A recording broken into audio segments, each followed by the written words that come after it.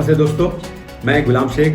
आज का संदेश न्यूज चैनल में आप सभी का स्वागत करता हूं। आइए बढ़ते हैं आज की ताज़ा खबरों की तरफ। अमरनाथ पश्चिम सामाजिक विचारधारा रखने वाली प्रहार जनशक्ति पार्टी के कई कामों में आम जनता की सहायता करने वाले, लोगों को रोजगार दिलाने में हर समय प्रयत्नशील, लोगों की समस्याओं का निवारण करने के लिए हमेशा तत्पर, अमरनाथ शहर में कई जेनेरिक मेडिकल स्टोर द्वारा महंगी दवाओं को सस्ता कीमत में लोगों तक पहुंचाने का काम करने वाले और सफलता की सीढ़ियां चढ़ने वाले अमरनाथ प्रहार पक्ष पार्टी के एजुकेटेड उपाध्यक्ष श्री आलम खान, इनके विरुद्ध सचिन विलास जाधव ने इन पर कई आरोप लगाए हैं जो कि झूठे हैं, ऐसा श्री आलम खान का कहना है, जिसका खुलासा श्री आलम खान ने सबूत के साथ आज हमारे चैनल द्वारा किया। सचिन जाधव इन्होंने आपके खिलाफ बच्चू कडू साहब से आपके बारे में शिकायतें की है, आपके बहुत सारे आप पर इल्जामात लगाए हैं, तो इसमें कहाँ तक सच्चाई है वो थोड़ा आप तफसील से बताइए। आपने मेरे पास आए, मेरे से सवाल करे, जानना चाहे, उसके लिए बहुत बहुत आभारी हूँ मैं आपका। जी हाँ, जहाँ तक आपने बोला सचिन विलास जाधव जो है, जैसे मैंने पहले की बहुत सारे रिपोर्टर्स को भी बताया, आज आपको भी बता रहा हूँ कि उसने जो मेरे ऊपर इल्जाम लगाया है वो पूरी तरीके से निराधार है, झूठा है और किसी के कहने पे कर रहा है। तो जैसे आपको पता होगा कि पिछले कुछ महीनों से मैं 2-4 बिल्डरों के खिलाफ कुछ ना कुछ जो इलीगल कंस्ट्रक्शन है उनके खिलाफ एक्शन ले रहा हूँ, तो उन्हीं में से किसी ने बुला करके उसको कुछ बोला होगा कि ऐसा ऐसा बोलो। हालांकि ये 1.5 साल का पुराना मामला है, जो लेटर लिखा था वो मैं कहते 1.5 साल हो गया है वो चीज़ें, उसका ऑलरेडी उसको जवाब भी मिल चुका है, लेकिन उसको फिर से मेरे को बदनाम करने के लिए उसको एज टूल के जैसा इस्तेमाल किया जा रहा है। पूरी तरीके से निराधार है और बकवास है।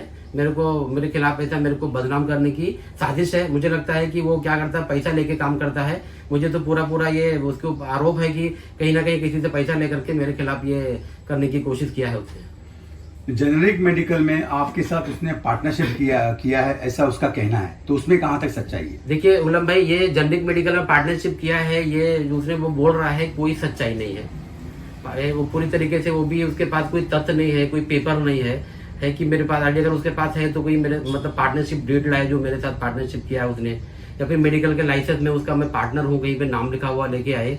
वो पूरी तरीके से कोशिश कर रहा है, पिछले 1 साल से मेरे को ब्लैकमेल करने की कोशिश कर रहा है। जैसा कि मैंने ऑलरेडी बताया है कि पुलिस स्टेशन में मैंने उसके खिलाफ एंट्री किया है पिछले 4-5 महीना पहले। वो मेरे ऑफिस के पास बहुत सारे गुंडे लेके आया था, बहुत बार गुंडे लेके आया था, वहाँ भी मैंने उनको उसके बारे में पुलिस को बताया। और मैं बताना चाहता हूँ कि एक क्रिमिनल टाइप का आदमी है वो, एक उसका सोने चांदी का दुकान है, वो उधर पूरा ब्याज का धंधा करता है। और मैंने सुना है कि एक चैनल में उसने बोला हुआ है कि मैं जो पैसा लगाया था मेडिकल में अपने बीवी का गहना बेच के लगाया था। अभी वो सोनार आदमी है, लोगों को इतना पैसा इतना गिरवी रखता, सोना रखता है, वो कैसे सोना बेच के लगा सकता है? ये पूरी तरीके से आप भी अंदाजा लगा सकते हैं, हम आपकी जो व्यूवर्स हैं, देखने वाली जनता भी अंदाजा लगा सकती है कि कहाँ तक इसमें सच्चाई है वो है। तो मैंने जब उसका कंप्लेंट किया था तो उसके ऊपर से अमरनाथ पुलिस स्टेशन ने उसके ऊपर एक चैप्टर केस चालू है, उसने एक बॉन्ड बना के दिया है, क्योंकि वो बार ऐसे बहुत सारी इलीगल एक्टिविटीज करता था। मेरे पास आता था जब जाके पुलिस स्टेशन में कंप्लेंट करना था।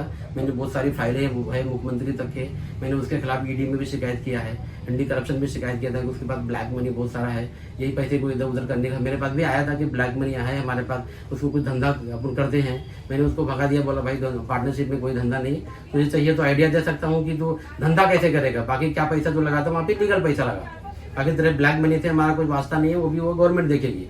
अब उसने धंधा किया वहाँ पे करजत में, मुझे पता है, मैंने वहाँ पे मेडिसिन भी सप्लाई किया था।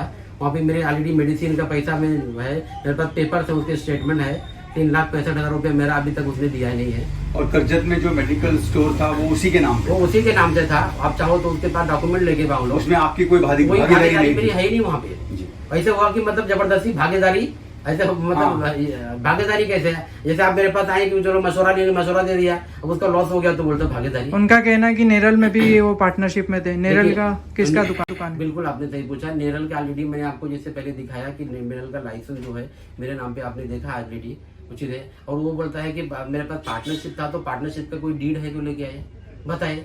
ऐसे मैं बोल देता हूँ कि भाई ये आपका चैनल मेरा है, जब मैं प्रूफ नहीं करूंगा तो मैं कैसे कर दूंगा?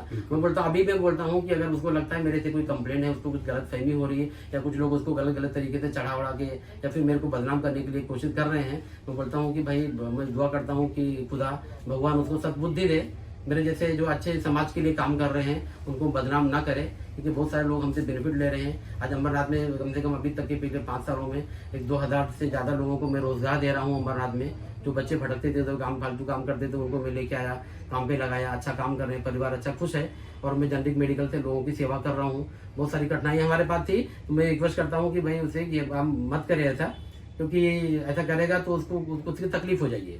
और एक बात आपसे पूछना चाहेंगे कि बहुत साल पहले आपने एक चेक दिया था उनके पास, वो पुराना चेक, हाँ हाँ उसमें उन्होंने रकम भर के वो चेक अमाउंट निकाल ली, हाँ हाँ हाँ। तो उसके बारे में कुछ एक्चुअली ये भी है उसको ऑलरेडी कम से कम 2 से 3 साल पहले मेरा एक चेक उसके पास था। अब उसने उसमें अमाउंट खुद से 2 लाख रुपए भर के निकाल लिया। तो जब मेरे पास वो पैसा डिडक्ट हुआ, मैसेज आया, तो मैं बैंक में गया तो उन्होंने बोला इसी नाम से मतलब हुआ है। और बाद में उसने बैंक वाले ने उसको फ़ोन लगा के पूछा तो बोला मैंने इनको फर्नीचर बेचा था। तो फर्नीचर बेचा था, वो ऑलरेडी 40,000 का फर्नीचर 2 लाख रुपया कहाँ से करेगा। फिर मैंने पुलिस स्टेशन में एक अर्जी दिया, वो है कि ऐसा ऐसा है, ऑलरेडी कंप्लेंट किया, उसके खिलाफ की है। तो मैंने ऊपर तक अर्जी डाला, पुलिस स्टेशन में उसकी छानबीन भी हुई। मैंने बैंक को भी एक वो भेजा कि सर इस तरह से आपका कोई बंदा मिला हुआ है, अमरनाथ जहीन का कोई बंदा, उसमें कोई स्टाफ है जो मिलके काम कर रहा है। क्योंकि मेरे अकाउंट में ऑलमोस्ट 2-3 साल पुराना पैसा था, 2 लाख रुपया कभी रहता ही नहीं था उसमें, उस अकाउंट में। और उसने ऑलरेडी जब 2 लाख रुपया आया तभी उसको अचानक पता चल गया, ये 2 साल 2.5 साल बाद। तो कहीं ना कहीं उसमें बैंक का कोई कर्मचारी मिला हुआ है, जिसमें ऑलरेडी जो बैंक के जो सीईओ साहब हैं, मैंने उनको लेटर दिया हुआ है, उस पर छानबीन कर रहे हैं। ये पुलिस स्टेशन में भी वो लोग छानबीन किए, उन्होंने बोला कि भाई ये कोर्ट का मामला है, अभी कोर्ट से उसको हम नोटिस भेज रहे हैं और ये काम अपना चल रहा है। और जहाँ तक सचिन यादव का सवाल है, इसने मुझे बदनाम कर रहा है आए दिन। मैंने ऑलरेडी मेरे जो मेरे लीगल एडवाइजर हैं, उन्होंने उसको डेफेमेशन का एक नोटिस ऑलरेडी भेजा हुआ है, मानहानि का नोटिस। और बाकी उसने जो बॉन्ड बनाया हुआ है, जो उस पर चैप्टर केस 107 का है, उसके बेसिस पे हम पुलिस स्टेशन में अर्जी भी दे चुके हैं कि सर उसने ऑलरेडी इस तरह से वो जो है जो चैप्टर केस है वो भंग किया है उसने, तो उसके खिलाफ जो भी लीगल कार्रवाई है कीजिए। तो मैं इसे रिक्वेस्ट करता हूँ कि भगवान उसको सद्बुद्धि दे, खुदा सद्बुद्धि दे, ऐसे लोगों के कहने पे अपना खुद का नुकसान न करे। क्योंकि मैं एक लीगल आदमी हूँ, जब भी मसला आता है मैं पुलिस स्टेशन में जाता हूँ, वो मुझे बोलता है कि मेरे ऊपर पुलिस स्टेशन में जुड़े केस करता है। तो अभी इसने और एक केस करने का मौका दे दिया, उसने मेरे को धमकाया है कहीं ना कहीं कि मैं सुसाइड कर लूंगा। ये भी कहीं ना कहीं एक ब्लैकमेलिंग हो गया है। मैंने पुलिस स्टेशन में दिया है, साहब को मैंने ऑलरेडी, अब उसके बाद अर्जी आएगी, मुझे बुलाएंगे, बात करेंगे, तो मुझे पूरी उम्मीद है कि पुलिस स्टेशन मुझे पूरा सहयोग करेंगे और उसका चैप्टर का जो ऑलरेडी बॉन्ड है वो टूटेगा और उसके खिलाफ कानूनी कार्रवाई होगी। हमें लजीज खानों की तलाश हमेशा रहती है। अब आपकी तलाश खत्म हो गई, तो चलिए हम आपको ले चलते हैं उलन चाल SVP रोड पर बने मन्नत रेस्टोरेंट में। यहाँ आपको हर तरह के उम्दा लजीज खाने आपकी पसंद से ऑर्डर देकर मिल सकते हैं। गेट टुगेदर हो या birthday parties, wedding anniversary parties हो या एंगेजमेंट पार्टीज या फिर कोई बिजनेस मीटिंग्स, इन सभी के लिए स्पेशियस प्लेस विजिट वंस, आपका अपना उम्दा और लजीज खानों का मरकज मन्नत रेस्टोरेंट।